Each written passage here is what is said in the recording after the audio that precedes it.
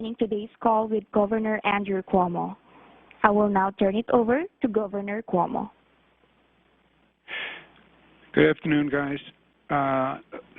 Say hello to Kelly Cummings, Robert Mahica, Beth Garvey, Dr. Zucker, Melissa DeRosa. Let me give you an update as to where we are today on COVID. Positivity rate 3.41. 54 New Yorkers died from COVID yesterday. They're in our thoughts and prayers. Hospitalization down 33, 4624. ICU 954. Intubated 601. Positivity by region. Mid-Hudson, number 1 in inverse, 4.6. Long Island, 4.5. New York City, 4.1. Western New York, 1.99. Behavior matters. Community behavior matters. Western New York was at the top of the scale for a long time, as people remember. It's now 1.99. Capital Region, 1.7. Finger Lakes, 1.6. Mohawk Valley, 1.5. North Country, 1.5. Central New York, 0.8. Southern Tier, 0.6. Statewide, 3.28. By borough, interesting, 7-day positivity. Queens, 5.2. Staten Island, 5.2. Bronx, 5.1. Brooklyn, 4.8. Manhattan, 2.87. Again, community behavior matters. Bronx was the highest level, as you remember. They were all close, but now it's Queens, Staten Island, Bronx, Brooklyn. Manhattan, 2.87. Manhattan has always been, not always, but for a long time has been down at the bottom. Vaccines, a few minutes ago we did the 7 millionth shot in the arm. I got the Johnson & Johnson vaccine this morning. I want everyone to understand Johnson & Johnson, Pfizer, Moderna, they all work. Take whatever vaccine you can get. We're working very hard at the equitable distribution. We now have 145 community-based pop-up sites, 14 state mass vaccination sites, which are the highest throughput sites. If you ask for what are the single most effective, the mass vaccination sites have the highest throughput. We also have 6 mass vaccination sites in partnership with the federal government. 52 churches across the state are now doing vaccinations. We're opening 16 new pop-up sites across the state this week, including 8 new church sites.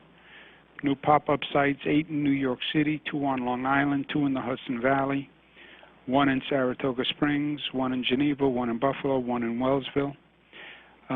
They should do 5,200 shots, those pop-up centers. People can sign up for an appointment today, ny.gov/vaccine, or call 1-833 New York State, number 4, VAX. Reopening. Today we're announcing that effective this Monday, March 22nd, the final 5 yellow zone clusters will be lifted. So all clusters will be lifted. The remaining clusters are in the East Bronx, West Bronx, Manhattan, Newburgh, New Windsor, Queens, Kew Gardens, Forest Hills. That means any specific restrictions in those locations that had been in place will be lifted, and now will fall in line with overall state guidance. But that means all the clusters will be lifted on reopening. Indoor fitness classes will be reopening. That's primarily in New York City on Monday, March 22nd. Gyms were open, but indoor fitness classes were not open. And that caused a certain amount of consternation. They will open Monday, March 22nd. They will also be subject to the protocols that have been in place all across the state, 33% capacity, sign in with contact information. They schedule the classes to allow cleaning, disinfection, mask, social distancing, shared equipment cleaned, local health department shall inspect. Curfews on reopening. We're announcing that starting April 5, the 11 p.m. curfew currently in place for casinos, movie theaters, bowling alleys, billiard halls, gyms, and fitness centers will be lifted. The 11 p.m. curfew will be lifted. The 11 p.m. curfew for food and beverage establishments and the 12 a.m. curfew for catered events will remain in effect for the time being. We're evaluating both now, and we will have an announcement on them in April. Third piece of business is the budget. The budget is more important this year than any budget that we have done, and frankly, it's more complicated than any budget that we have done.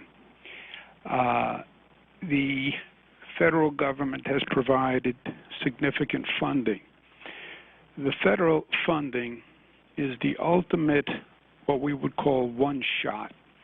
A one-shot is non-recurring revenue. It's a one-time installment. The trick with one-shots is that they don't recur. So whatever you fund with a one-shot, then by definition, once that one-shot is exhausted, there's no funding for that activity.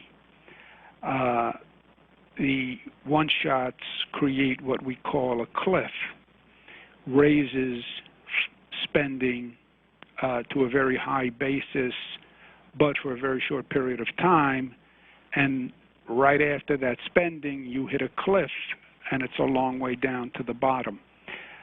It's also complicated because there are revenue increases, and the federal government also rumored to propose revenue increases, many in the same area that we're talking about.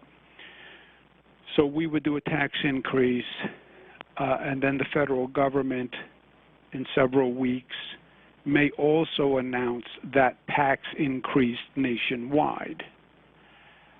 So trying to anticipate what the federal government is going to do and then align it with what the state is going to do is complicated. So it's complicated. Conversations are ongoing, but there's a long way from here to there. And as I said, there are more dimensions to this budget than normal. Normally, you only have state revenue. What did you need? What did you raise?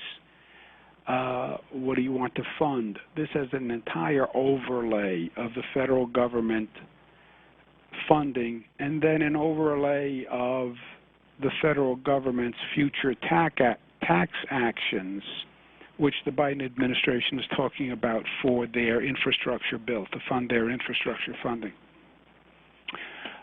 So it's complicated. Everyone is talking, and we're trying to work our way through it. But those are the three focuses. The vaccines, where this is going to accelerate very quickly.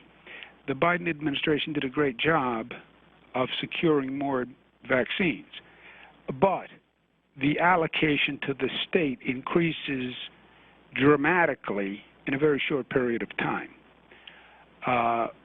So we're going to have to do millions and millions of doses in a very short period of time. They want to increase eligibility for everyone in May. That would make 15 million New Yorkers eligible. We have only fully vaccinated about 2 million New Yorkers fully vaccinated. Even let's call it 3.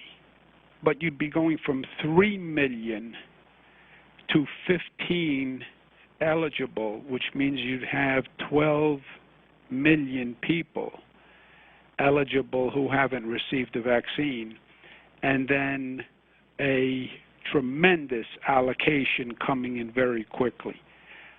So this is a logistical nightmare for the state to perform on the vaccine side.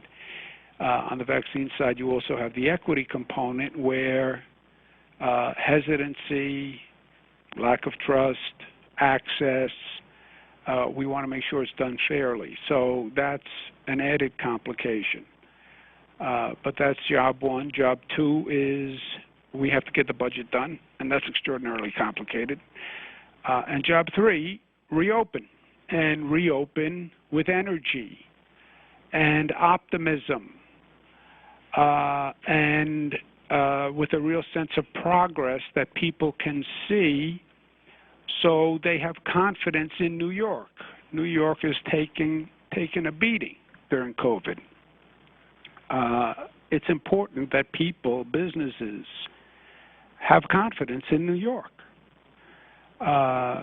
We have serious issues. It's not just COVID. COVID created a number of ancillary issues. We have a tremendous public safety issue. We have a crime problem.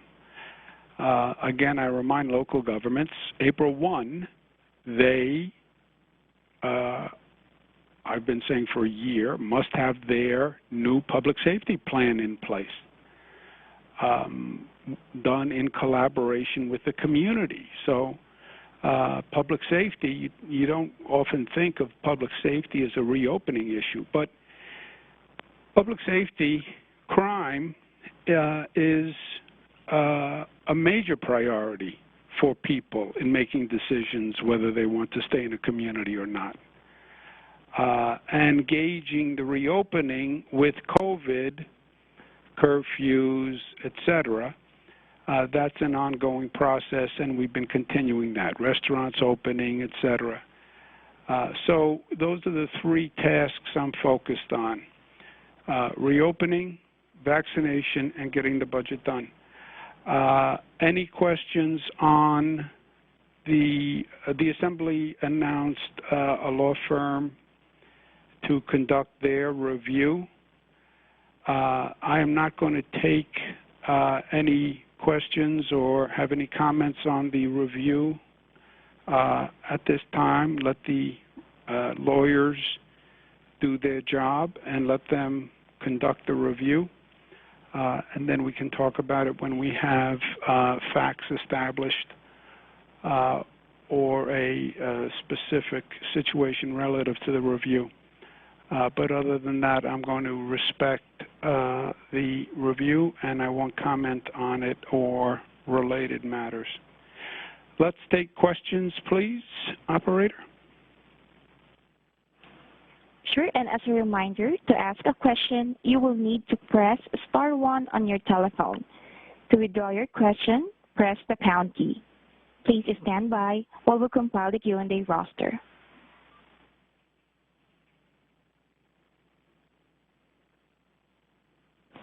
Your first question comes from the line of John Campbell of USA Today Network. Hey, John.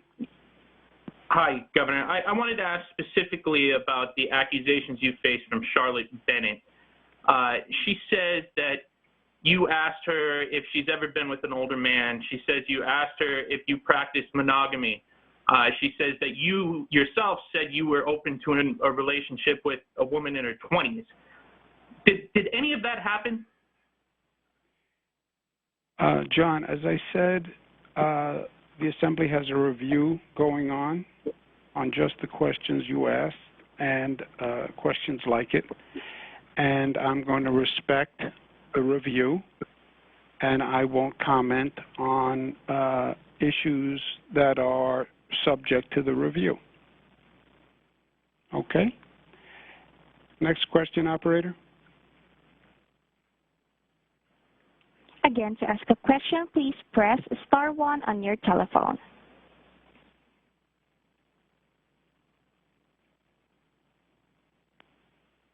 And your next question comes from the line of Marcia Kramer of CBS. Governor, I know that you don't want to talk about the specifics of the probe, but I wonder what your reaction was to President Biden saying that you could face prosecution. And secondly, I wonder what your reaction is to the Siena poll where people said they didn't want you to resign.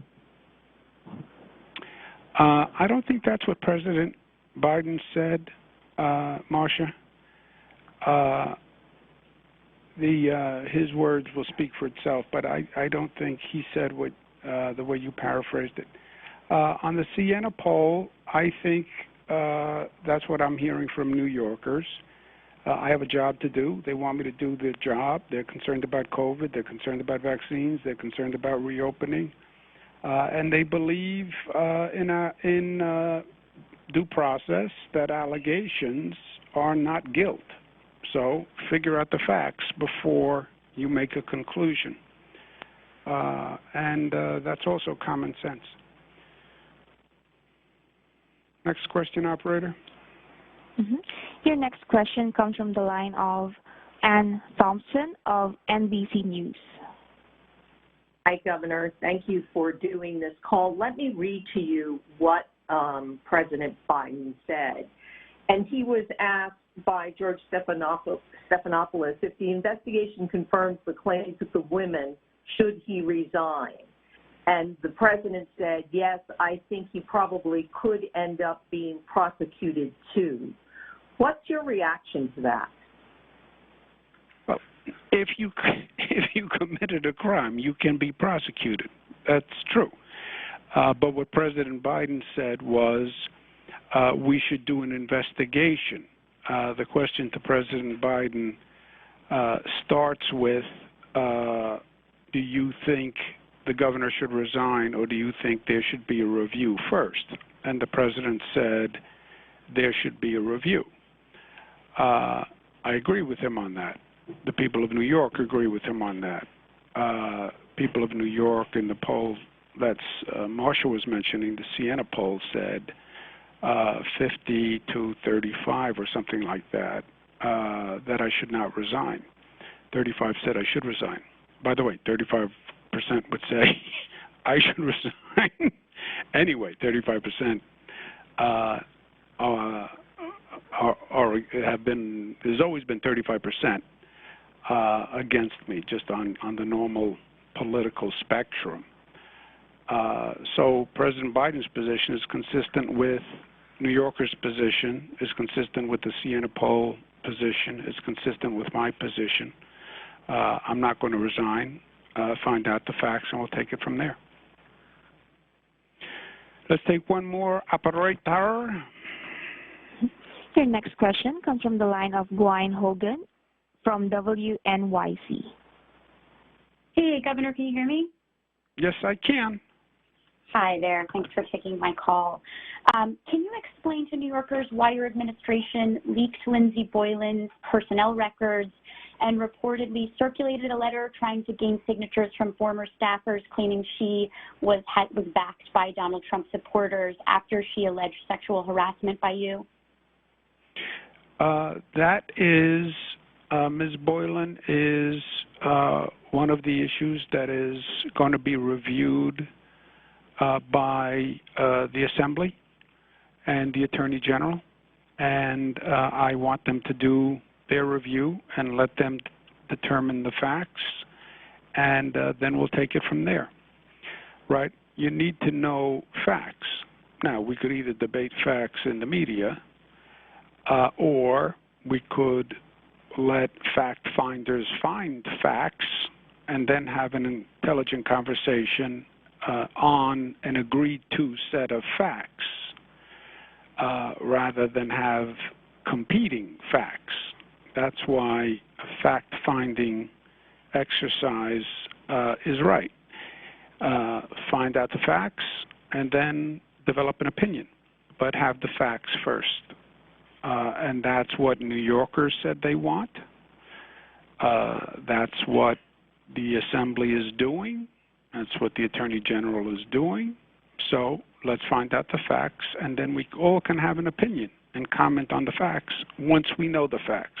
but I'm not going to comment until those reviews are finished on any specific issue that they're looking at.